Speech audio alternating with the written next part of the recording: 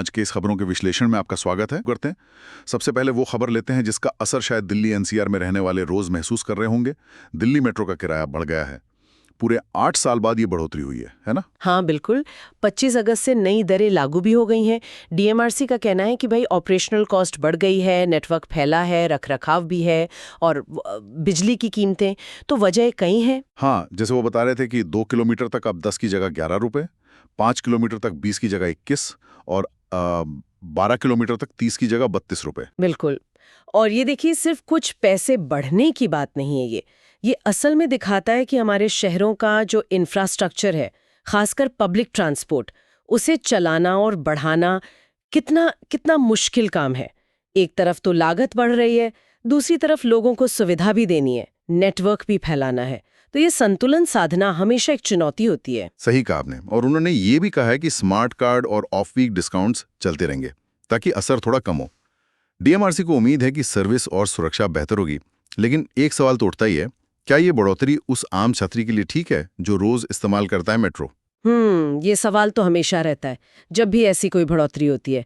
देखिए, एक तरफ डीएमआरसी की अपनी मजबूरियां हैं, उन्हें सिस्टम चालू रखना है, सुरक्षित रखना है और भविष्य के लिए तैयार भी करना है। दूसरी तरफ यात्री है जिसकी जेब पर सीधा असर पड़ता है। अब देखना ये होगा कि इस बढ़ोतरी से जो पैसा आएगा उसका इस्तेमाल वाकई सुविधाओं को कितना बेहतर बनाता है। पारदर्शिता बहुत जरूरी है यहाँ। बिल्कुल, पारदर्शिता तो होनी ही चाहिए। चलिए अब देश के अंदर आते हैं, शासन और कानून व्यवस्था से जुड़ी कुछ अहम खबरों पर।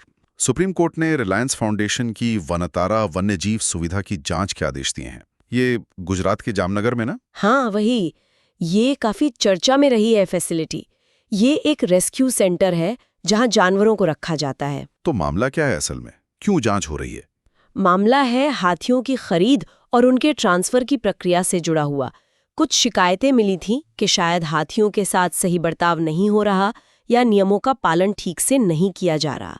इसीलिए सुप्रीम कोर्ट ने अब एक स्पेशल इन्वेस्टिगेशन टीम यानी एसआईटी बना दी है। ये टीम पूरी प्रक्रिया की जांच करेगी और कोर्ट ने अधिकारियों को साफ कहा है कि जांच निष्पक्ष हो और जल्दी पूरी की जाए। ये तो बड़ा कदम है। एक प्राइवेट फाउंडेशन की फैसिलिटी की सुप्रीम कोर्ट जांच कर रहा है। सुप्रीम कोर्ट का इसमें दखल देना दिखाता है कि न्यायपालिका इन मुद्दों को कितनी गंभीरता से ले रही है। ये एक तरह की निगरानी है कि नियम सिर्फ कागज पर न रह जाएं। और इसी से जुड़े एक छोटा सा प्रशासनिक अपडेट भी है। मणिपुर के राज्यपाल अजय कुमार भल्ला ने नागालैंड का अतिरिक्त प्रभार भी संभाल लिया है। हाँ, ये पूर्वोत्तर क्षेत्र के लिए कई बार ऐसा होता है। ये सामान्य प्रशासनिक प्रक्रिया का हिस्सा हो सकता है। अक्सर उन राज्यों में प्रशासनिक और राजनीतिक स्थिरता बनाए रखने के लिए इस तरह की व्यवस्थाएं की जाती हैं, क्योंकि वहाँ के मुद्दे आप जानते हैं काफी जटिल होते हैं, सीमा विवाद, जातीय समीकरण वगैरह वगैरह। अच्छा, अब आते हैं खेल की दुनिया में। एक थोड़ी कह सकते हैं चौंकाने वाली खबर है।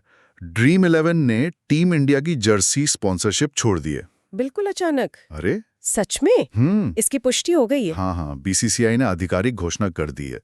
इसका मतलब ये है कि हो सकता है एशिया कप में हमारी टीम बिना किसी मेन स्पॉन्सर के नाम के खेले।